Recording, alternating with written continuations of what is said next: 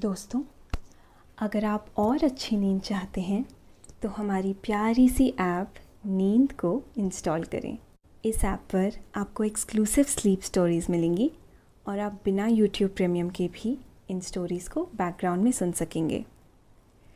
Install करने के लिए आप हमारी वेबसाइट neend.app पर ज़रूर आइए और अच्छी कहानियाँ, स्लीप म्यूज़िक, कुछ टिप्स सुनने के लिए इस चैनल को सब्सक्राइब कीजिए। नमस्कार, मैं हूँ सृष्टि। आज सुनिए एक अफ्रीकी लोक कथा। बहुत पुरानी बात है। तब दुनिया आज जितनी तरक्की नहीं कर सकी थी। लोग मेहनत करते थे, अनाज और फल से किसी तरह से पेट भरा करते थे। ऐसा हाल तकरीबन पूरी दुनिया का ही था, अफ्रीका का भी। तो ये बात कई 100 साल पुरानी है।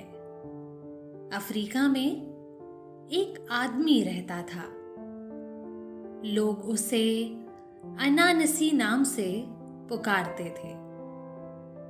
थोड़ा मेहनती था, लेकिन उससे ज्यादा स्वार्थी था। सिर्फ अपने सुख के बारे में सोचा करता था। दूसरों की परवाह जरा कम ही करता था। यहाँ तक कि अपने सुख के आगे अपने परिवार के बारे में भी नहीं सोचता था। एक बार ऐसा हुआ कि उसे एक हांडी मिल गई जो उसे भर पेट खाना खिलाती थी। लेकिन स्वार्थी अनानसी ने अपने परिवार के बारे में कुछ भी नहीं सोचा। क्या होता है इस दिलचस्प कहानी में, ये हम आपको आगे बताएंगे। लेकिन पहले आप अपने आसपास की सारी लाइट्स ऑफ करके आराम से लेट जाइए। अपनी आंखें धीरे से बंद कर लीजिए। अब थोड़ा सा अपने शरीर को आराम दीजिए। थोड़ा और आराम। अपने शरीर को बिल्कुल ढीला छोड़ दीजिए। कोई टेंशन नहीं, कोई तनाव नहीं। अपने दिमाग में चल रहे सभी विचारों को, चिंताओं को त्याग दें। एक शांति सी महसूस करें। सब नेगेटिव, पॉजिटिव विचारों को धीरे धीरे निकाल दें।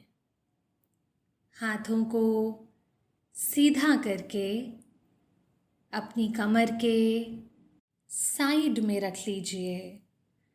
अपनी सांस पर ध्यान लगाइए। मन शांत, एकदम शांत होता जा रहा है।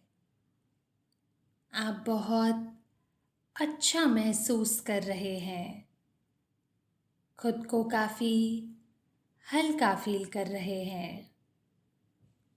सब तरफ शांति ही शांति है, सुकून है, खामोशी है।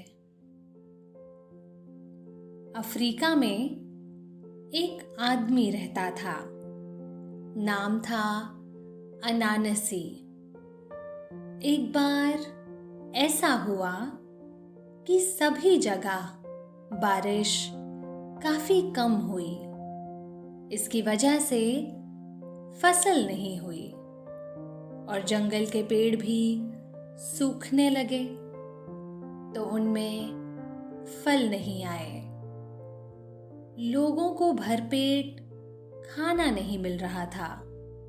जैसे तैसे दिन गुजर रहे थे, लेकिन लोगों को ऊपर वाले पर भरोसा था कि वो सभी का पालनहार है। इसलिए वो किसी न किसी तरह से पेट भरने की जुगत करते रहते थे ताकि जल्द बारिश का मौसम आए और फिर से खेतों में फसलें लहलहा उठें और जीवन सरल हो सके। उन्हें मालूम था कि सब दिन एक जैसे नहीं होते हैं। धूप के बाद ठंडी छांव का वक्त भी आता ही है। इस तरह से ये वक्त भी टल ही जाएगा। चूंकि पूरे इलाके में ही बारिश नहीं हुई थी, इसलिए ये मुश्किल अनानसी और उसके परिवार के सामने भी थी। एक दिन अनानसी यूं बेमन सा समुंदर के किनारे टहल रहा था। उसे उम्मीद थी कि यहाँ उसे नारियल मिल जाएगा, जिससे वो अपनी भूख मिटा सकेगा। उसे कहीं नारियल नहीं मिला। वो यूं ही साहिल पर टहल रहा था। तभी उसे समुंदर के बीच में खजूर का एक पेड़ नजर आया। उस पर उसे पके हुए खजूर भी नजर आए। अनानसी ने सोचा कि अगर वो किसी तरह से उस पेड़ तक पहुंच जाए तो उसे काफी सारे पके हुए खजूर मिल सकते हैं। लेकिन उस पेड़ तक पहुंचना जरा मुश्किल था। लेकिन कहते हैं ना कि जहां चाह होती है वहां राह भी बन ही जाती है। अनानसी पेड़ तक पहुंचने की जुगत लगाने लगा।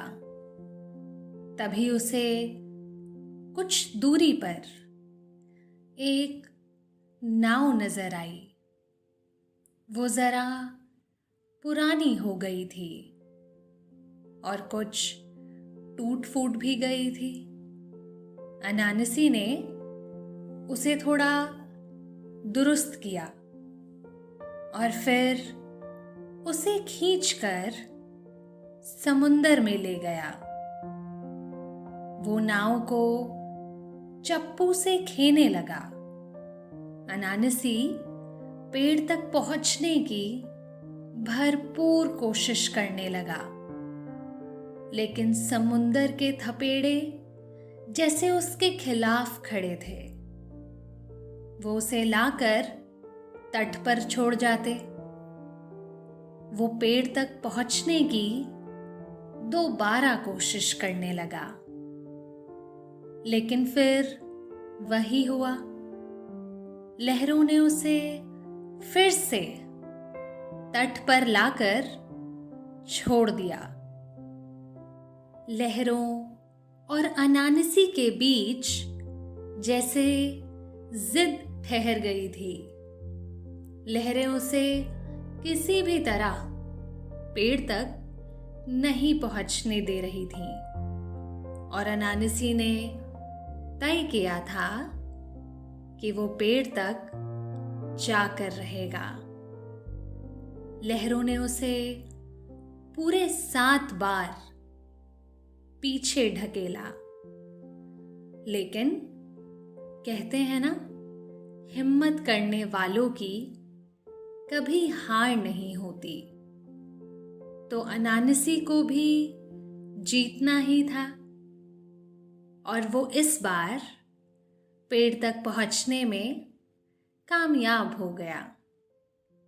पेड़ तक पहुंचकर उसने नाव को पेड़ से बांध दिया ताकि वो लहरों में बह ना जाए। नाव को पेड़ से बांधने के बाद वो पेड़ पर चढ़ गया। पेड़ पर बड़ी ही रसीली खजूर लगी हुई थी। उन खजूरों को देखकर उसके मुंह में पानी भर आया। वो तेजी से खजूर तोड़ तोड़ कर नाव में गिराने लगा। लहरों की वजह से नाव हिल रही थी। यही वजह थी कि उसकी कोई भी खजूर नाव पर नहीं गिरी। दोस्तों, अब से आप आपकी मनचाही दादी और नानी की कहानियों से प्यारी नींद की कहानियां सिर्फ और सिर्फ नींद ऐप पर ही सुन पाएंगे। तो इसी तरह हमारे साथ कहानियों के जरिए जुड़े रहने के लिए आपकी अपनी नींद ऐप इंस्टॉल करें। वो कितना भी अंदाजा लगाकर खजूर को नाव पर गिराने की कोशिश करता, लेकिन हर बार खजूर पानी में ही जाकर गिरती। वो बहुत परेशान हुआ। उसने देखा कि पेड़ पर एक ही पकी खजूर बची हुई है। उसने उसे बड़ी ही सावधानी से तोड़ा और नाव पर निशाना लगाकर फेंका, लेकिन वो भी पानी में ही जाकर गिरी। अनानसी को बहुत बुरा लगा। वो पेड़ से नीचे उतरने लगा। वो परेशान था कि घर खाली हाथ कैसे जाए। मारे गुस्से के वो पेड़ से सीधे पानी में कूद गया। उसे यूं लगा मानो लहरों ने उसे हाथों पर उठा लिया हो। लहरों ने उसे लाकर रेत पर लिटा दिया। वो गीली रेत से उठ खड़ा हुआ। उसके कपड़े भीगे हुए थे। वो बोझिल कदमों से धीरे धीरे चलने लगा। तभी उसे कुछ दूरी पर एक झोपड़ी नजर आई। अनानसी को जोरों की भूख लगी हुई थी। उसने सोचा कि शायद उसे झोपड़ी में कुछ खाने को मिल जाए। यही सोचकर वो झोपड़ी की तरफ चल दिया। वहां पहुंचकर उसने आवाज लगाई। अंदर से एक आदमी निकला। वो आदमी बहुत ही बूढ़ा था, इतना कि उसकी पलकें तक सफेद हो गई थीं। उन्होंने बाहर निकल अनानसी से पूछा कि उसे क्या चाहिए। अनानसी ने बूढ़े को अपनी दुख भरी दास्तान सुना डाली। उसकी बातें सुनकर बूढ़े को उस पर बहुत दया आई। उन्होंने अनानसी से रुकने के लिए कहा। फिर वो अंदर चले गए। कुछ देर बाद वो बाहर निकले। उनके हाथ में लोहे की एक हांडी थी। बूढ़े ने वो हांडी अनानसी को देते हुए कहा, अब तुम कभी भूखे नहीं रहोगे। ये हांडी बहुत ही करामाती है। तुम इससे जितना चाहो खाना मांग सकते हो। ये तुम्हें कभी मना नहीं करेगी। तुम्हें जब भी भूख लगे तुम्हें कहना होगा, जो तुम अपने मालिक के लिए करती थी वही अब मेरे लिए करो। अनानसी ने बूढ़े की बात बहुत ध्यान से सुनी और हांडी लेकर वहां से चल दिया। कुछ दूर जाने के बाद उसके जहन में ये बात कौंधी कि कहीं बूढ़े ने उससे झूठ तो नहीं कहा है। ये ख्याल दिमाग में आते ही वो वहीं रेत पर बैठ गया। उसने हांडी से कहा, जो तुम अपने मालिक के लिए करती थी वही अब मेरे लिए करो। अनानसी की बात पूरी होते ही हांडी खाने से भर गई। खाना देखकर अनानसी बहुत खुश हुआ। उसने पेट भरकर खाना खाया और खुशी खुशी घर की तरफ चल दिया। अनानसी बहुत ज्यादा खुश था। अब उसे और उसके परिवार को कभी भूखा नहीं रहना पड़ेगा। उसने सोचा कि घर पहुंचकर वो सभी को भर पेट खाना खिलाएगा। लेकिन घर पहुंचते पहुंचते उसके दिमाग में एक नई बात आ गई। उसने सोचा कि कहीं ऐसा ना हो कि इस हांडी की करामात कुछ दिन बाद खत्म हो जाए और उसे भूखा रहना पड़े। इसलिए हांडी से ज्यादा खाना निकालना सही नहीं होगा। ये ख्याल आते ही उसने फैसला किया कि वो इस हांडी के बारे में किसी को कुछ नहीं बताएगा और चुपचाप खुद अपना पेट भरता रहेगा।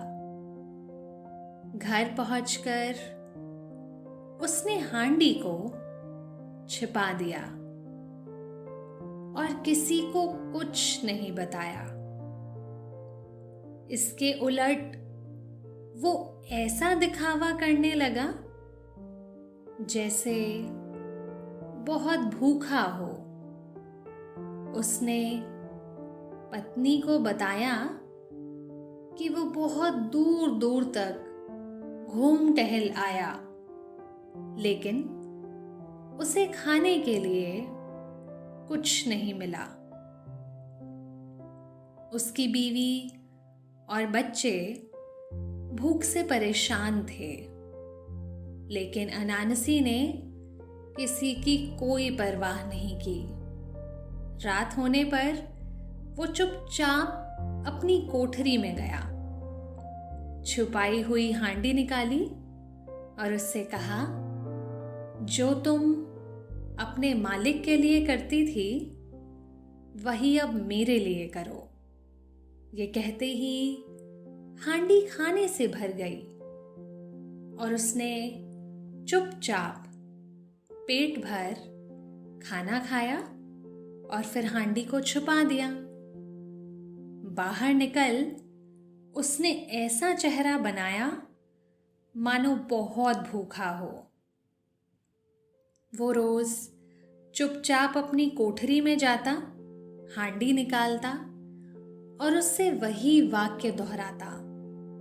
हांडी खाने से भर जाती तो वो चुपचाप भर पेट खाना खाकर लौट आता।